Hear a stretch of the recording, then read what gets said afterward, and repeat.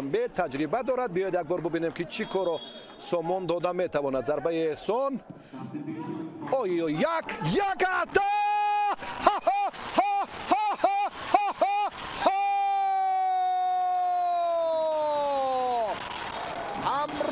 امرقلوف نوری دین.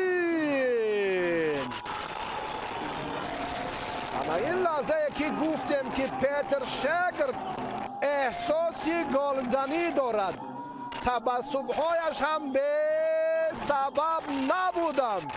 اما همین لحظه برگشت و ضربه زد، برگشت و مشخصا ضربه زد. این کار رو احسانی قشنگ انجام داد.